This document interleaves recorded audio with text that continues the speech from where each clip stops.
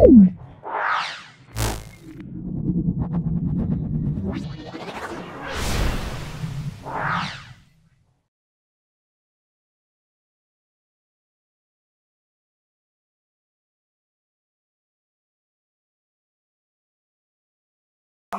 School. আজকে আমরা 4 নম্বর স্কুলটা, সেটা হলো সরিষা আরকে মিশন শিক্ষা মন্দির সলভ করছি। ভিডিওটা প্রথম থেকে শেষ পর্যন্ত দেখো। সেকেন্ড সেমিস্টারে পরীক্ষার জন্য অত্যন্ত কার্যকরী ভিডিও। চলে এসো। আজকে এর দুটো পোর্শন আছে, সেটা ফিজিক্যাল সায়েন্স এবং লাইফ সায়েন্স। দুটো পোর্শনই পুঙ্খানুপুঙ্খ ব্যাখ্যা করছি, খুব ভালো করে দেখে নাও। প্রথম চলে এসো ছায়া পড়ার কারণ। এটা হলো আলো সরল রেখায় যাবে তার ধর্মের উপরে। মেরুজ্যোতির কারণ হলো পৃথিবী একটি বিরাট চুম্বক। ইলেকট্রিক ইস্ত্রিকে গরম হতে সাহায্য করে, আমরা বলবো নাইক্রোম তার। পরিবেশ দূষণ ঘটায়, সেটা জীবাশ্ম জ্বালানি থেকে পাওয়া শক্তি। সৌরকোষের মূল অর্ধপরি উপাদান, সৌরকোষের মুখ্য অর্ধপরিবাহী উপাদান, সেটা আমরা সিলিকন বলবো। তৈলাক্ত কাগজ আলোর ড্যাশ মাধ্যম, এটা বলবো ঈষৎ স্বচ্ছ মাধ্যম। ঈষৎ স্বচ্ছ মাধ্যম। পেরিস্কোপের দুটি দর্পণের মধ্যবর্তী কোণ কত? এটা হলো 45 ডিগ্রি। আবেশী চুম্বককে সরিয়ে নিলে চুম্বকের চুম্বকত্ব হ্রাস পায়, এটা আমরা সত্য বলবো। প্রাকৃতিক চুম্বকের মেরুশক্তি বাড়ানো যায় না। হ্যাঁ সত্যি, প্রাকৃতিক মেরুশক্তি বাড়ানো যায় না, এটা সত্য। তারপর চলে এসো এলইডি। এলইডির পুরো অর্থ দেখে নাও। আমি লিখছি লাইট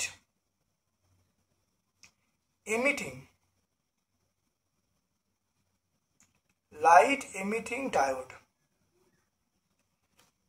চুম্বকের আকর্ষণ বল কোথায় বেশি থাকে?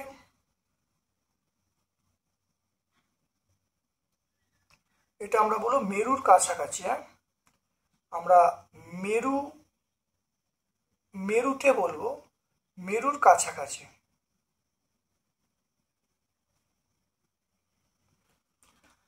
প্রাইমারি সেল কাকে বলে? প্রাইমারি সেল টর্চের ভেতরে, দেখে নাও, টর্চের ভেতরে যে সেল থাকে তাতে উপস্থিত রাসায়নিক পদার্থের ব্যবহারের ফলে রাসায়নিক শক্তি বিদ্যুৎ শক্তি রূপান্তরিত হয়। এই ধরনের সেলকে আমরা বলবো প্রাইমারি সেল। আমরা 81 পেজে পাবো। দেখো, বায়োগ্যাসের মুখ্য উপাদান আমরা মিথেন বলবো, CH4।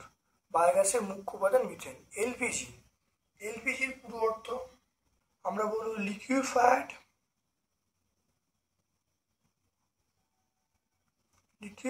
পেট্রোলিয়াম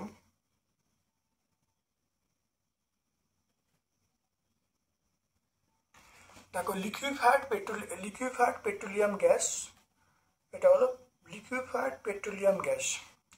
চুম্বককে যে অঞ্চলে আকর্ষণ ক্ষমতা নেই তাকে আমরা বলবো উদাসীন অঞ্চল।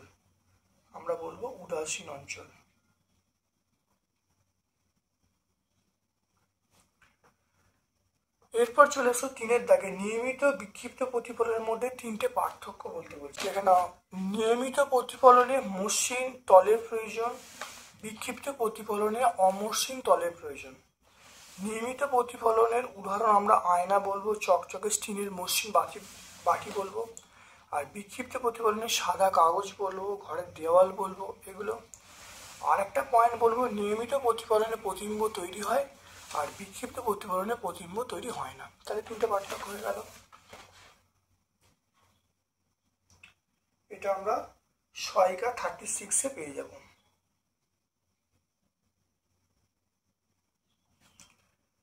এরপরে চলে এসো ইউভি রশ্মির প্রভাবে কালো চামড়া লোকেদের থেকে সাদা চামড়া লোকেদের বেশি ক্ষতিগ্রস্ত হয় কেন?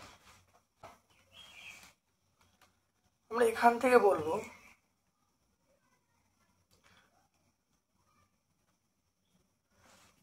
কালো মানুষদের চামড়া মেলানিনের পরিমাণ খুব বেশি, তাহলে বিভিন্ন ইউরোপীয় দেশে সাদা চামড়া মানুষদের চামড়ায় মেলানিন খুব কম থাকে, তাই সাদা চামড়া মানুষদের অতিবেগুনি রশ্মির প্রভাব খুব বেশি থাকে। তাহলে অতিবেগুনি রশ্মির প্রভাবে খুব দরকারি ডিএনএ অণুর ক্ষতি হয় এবং ওজোন স্তর ক্ষয় হওয়ার ফলে পৃথিবীতে চামড়ার আক্রান্ত এর পরিমাণ কিন্তু বেড়ে যাচ্ছে। তাহলে আমরা বলবো যে সাদা চামড়া মানুষদের ত্বকে মেলানিন কম হয়, সেই জন্য ইউভি রশ্মির প্রভাবটা বেশি পড়ে। আমরা টেক্সট বই 36 পেজে পাবো। একটি দর্পণের সঙ্গে আলোক রশ্মি 50 গুণ আপাতিত হচ্ছে, তাহলে আপাতিত ও প্রতিফলিত রশ্মি কোণ কত? একটা আলো, এটা দর্পণ, এটা অভিলম্ব, তাহলে দর্পণের সঙ্গে 50 ডিগ্রি কোণ করছে, তাহলে এটা 50 হওয়ার জন্য তাহলে এই কোণটা কত হবে? 40 ডিগ্রি। এই দুটো এখান থেকে এটা 90 ডিগ্রি, তাহলে আমার এই কোণটা কত হবে? এই কোণটা হলো 90 থেকে 50 বাদ দিলে 40 ডিগ্রি। তাহলে এবার চলে এসো, তাহলে আপাতন কোণ এটা, আর এটা 40 মানে প্রতিফলন কোণ কত হবে? 40 ডিগ্রি হবে। তাহলে আপাতন কোণও 40 ডিগ্রি, প্রতিফলন কোণও 40 ডিগ্রি। তাহলে চলে এসো, তাহলে আপাতন কোণ প্রতিফলনের মধ্যে কোণ কত? দেখো, তাহলে দেখে নাও, তাহলে এখানে বলা আছে একটি রশ্মি দর্পণের সঙ্গে 50 কোণে আপাতিত হলে আপাতিত রশ্মি প্রতিফলিত রশ্মির মধ্যে কোণ কত? তাহলে আপাতিত রশ্মি এটা, প্রতিফলিত রশ্মি এটা, এর মধ্যে কোণ 40 + 40 যোগ করে কত হবে? 80 ডিগ্রি হবে। তাহলে কত হবে? তাহলে আমরা বলবো 80 ডিগ্রি।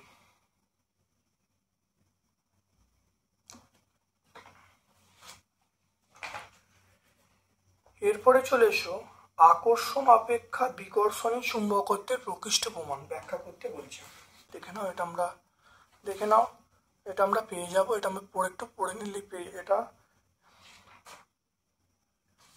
তাহলে এখান থেকে দেখো, এটা পুরো ঘটনাটা এটা বললেই কিন্তু উত্তর হয়ে যাবে। দেখে নাও, এটা আমরা সহায়িকায় 61 পেজে পাবো। তড়িৎচুম্বক কাকে বলে, এর বৈশিষ্ট্য লিখতে বলে। চুম্বক কাকে বলে? দেখো, লোহার ওপর অন্তরিত তামার তার জড়িয়ে ওই তারের মধ্যে দিয়ে সমপ্রবাহ পাঠালে দণ্ডচুম্বকে পরিণত হয়। এই ধরনের চুম্বককে আমরা তড়িৎচুম্বক বলবো। এর বৈশিষ্ট্যগুলো কি কি? এর বৈশিষ্ট্যগুলো আমরা বলবো যে 1 নম্বর হলো যে পাক সংখ্যা বৃদ্ধি পেলে দেখো, যদি তারটির পাক সংখ্যা যদি বৃদ্ধি করা হয় তাহলে শক্তি বাড়বে, প্রবাহ মাত্রা বাড়লে শক্তি বাড়বে। আমরা দুটো পয়েন্ট আমরা বলে দেবো।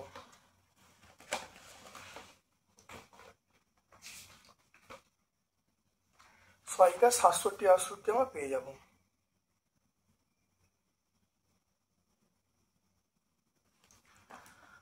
তড়িৎ প্রবাহের চুম্বকীয় ফল বলতে কি বোঝো, এর প্রয়োগ লিখতে বলছে।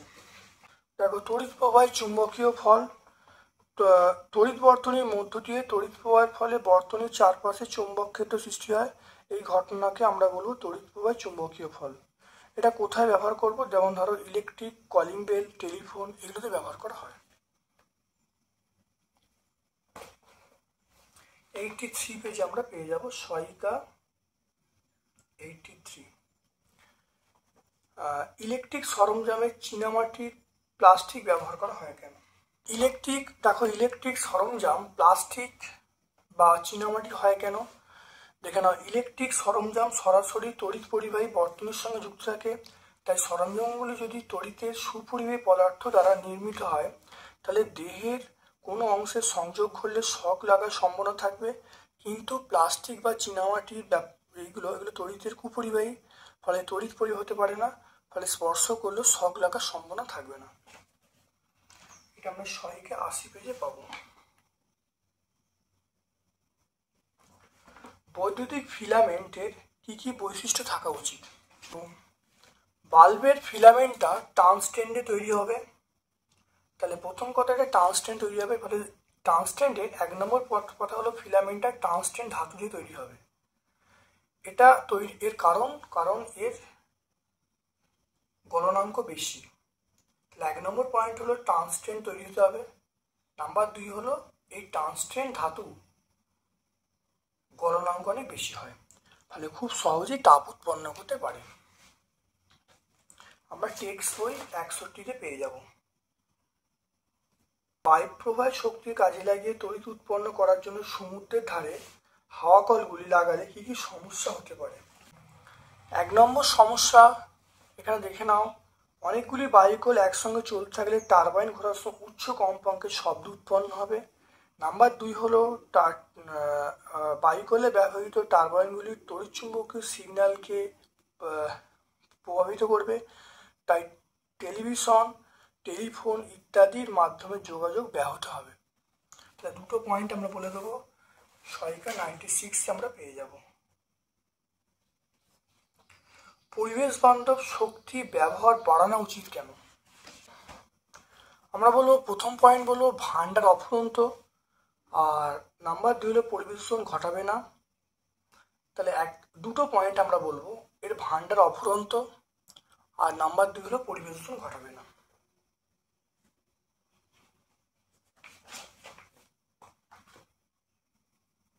সহায়িকা 96-এ পেয়ে যাব। এটা আমরা বললাম এই সৌরশক্তির সুবিধা, এই সৌরশক্তির মধ্যেই তো পরিবেশ বান্ধব শক্তি পড়ছে, সুতরাং 1 ও 2 দুটো পয়েন্ট বললে কিন্তু উত্তর চলে আসবে। আচ্ছা, পৃথিবী একটি বিরাট চুম্বক না হলে কি কি ঘটনা ঘটতে পারত? পৃথিবী একটা বিরাট চুম্বক না হলে তার বলরেখা থাকতো না।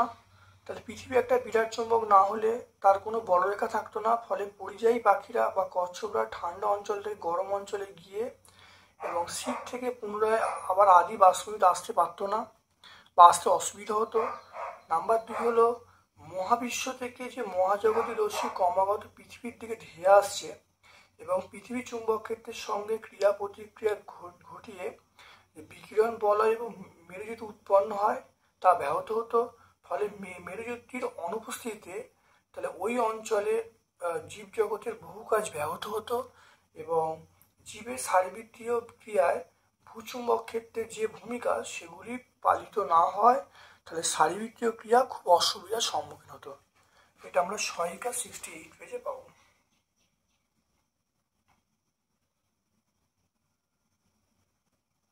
তড়িৎচুম্বকের শক্তি কি কি উপায় বাড়ানো যায়? দেখো, তড়িৎচুম্বকের শক্তি বাড়ানোর উপায় 1 নম্বর হলো কুণ্ডলী পাক সংখ্যা বাড়ালে।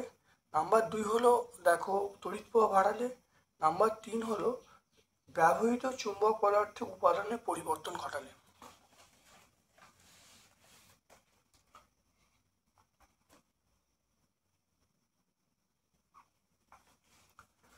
দুটি রূপান্তরিত মূলের নাম কি?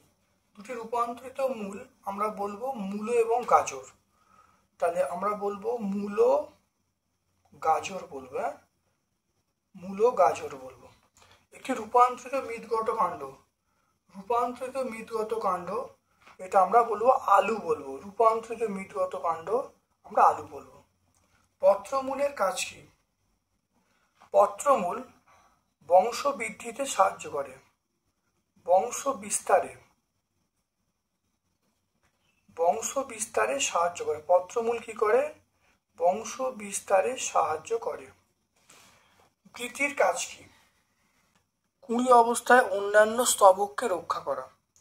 বৃদ্ধির কাজ হলো কুঁড়ি অবস্থায় অন্যান্য স্তবককে রক্ষা করা। এটা আমরা এখানে লেখা যাবে না, আমি সহায়িকায় 273 পেজ লিখে রাখলাম। গুচ্ছিত ফল কাকে বলে?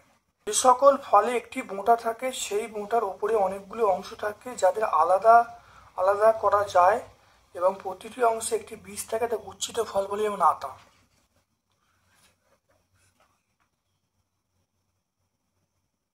সহায়িকা 281 পেজ। ইতর পরাগযোগ কাকে বলে?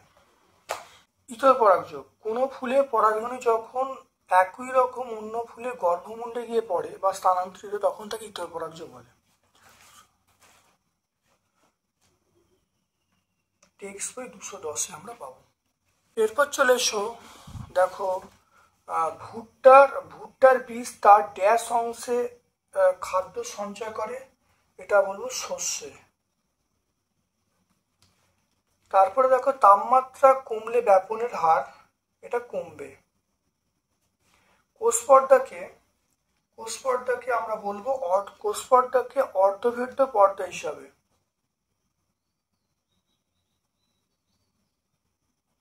কোষপর্দাকে অর্ধভেদ্য পর্দা হিসাবে গণ্য করা হয়। ছোলা মটর বীজে ড্যাশ অঙ্কুরোদ্গম দেখা যায়, এটা মৃদবর্তী।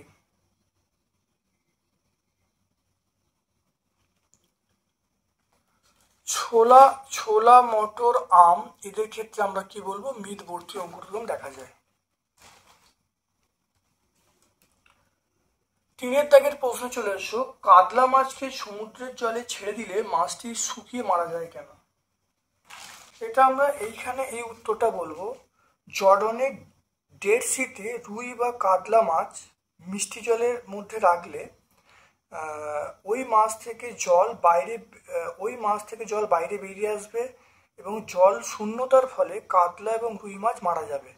এর কারণ জর্ডন সিতে প্রচুর পরিমাণে লবণ থাকে, ফলে জলের গাঢ়ত্ব বা অভিস্রবণ চাপ খুব বেশি থাকে, ফলে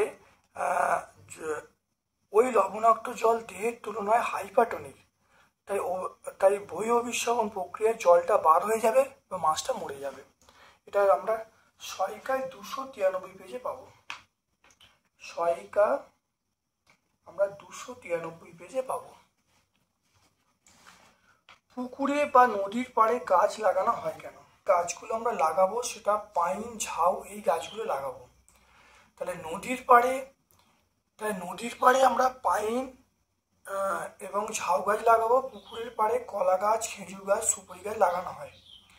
এগুলো লাগালে মাটির পাড় মজবুত থাকবে। আর একটা পয়েন্ট হলো যে পাতা ঝরে পুকুরের জলকে পচিয়ে নষ্ট করে না, তাহলে 1 নম্বর পয়েন্ট হলো যে কেন লাগানো হয় বিভিন্ন গাছ, পাড়কে মজবুত রাখবে। আর নাম্বার 2 হলো পাতা ঝরে পুকুরের জলকে পচিয়ে নষ্ট করবে না। এই দুটো পয়েন্ট তোমরা মনে রাখবে। তারপর চলে এসো পাতার কাজগুলো।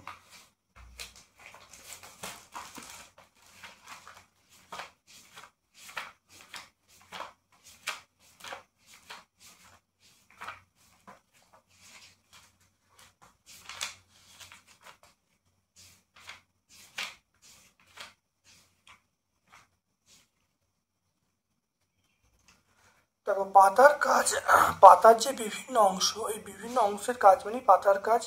এই কাজগুলো বলে দিলে খাদ্য তৈরি করা, জল ও খাদ্য পরিবহন করা, পত্রফলকে ধরে রাখা, গ্যাসীয় আদান প্রদান করা, এগুলো বললেই হয়ে যাবে। এটা আমরা টেক্সট বই 198 পেজে পাবো। টেক্সট বই 194 পেজে পাবো। ওআরএস কি? এটা কি কাজে ব্যবহার করা হয়?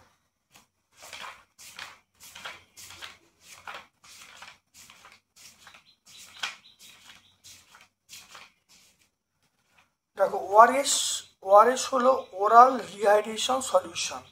দেহে নুনের অভাব পূরণ করার জন্য এটা ব্যবহার করা হয় ওআরএস। টেক্সট বই 224 পেজে। বীজ পত্রাকাণ্ড এবং বীজ পত্রাধিকাণ্ড কাকে বলে? বীজ পত্রাধিকাণ্ড ভুট্টা বীজের ভ্রূণমূল থেকে পর্বস্থান পর্যন্ত ভ্রূণাকের অংশকে আমরা বলবো বীজ পত্রাধিকাণ্ড। আর বীজ পত্রাকাণ্ড ভুট্টা বীজের ভ্রূণমূল থেকে পূর্বস্থান পর্যন্ত ভ্রূণাকের অংশকে আমরা বলবো বীজ পত্রাকাণ্ড। এটা আমরা সহায়িকা 286-87, সহায়িকা আমরা 286 থেকে আমরা সহায়িকা 287 পেজের মধ্যে পাবো।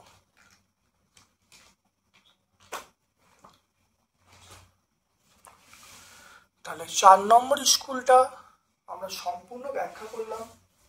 ভিডিওটা প্রথম থেকে শেষ পর্যন্ত দেখো, অত্যন্ত কার্যকারী ভিডিও। আশা করি প্রত্যেকটা উত্তর তোমরা পুঙ্খানুপুঙ্খভাবে পাচ্ছ। আমার পক্ষ থেকে সকলকে ধন্যবাদ এবং শুভকামনা জানাচ্ছি।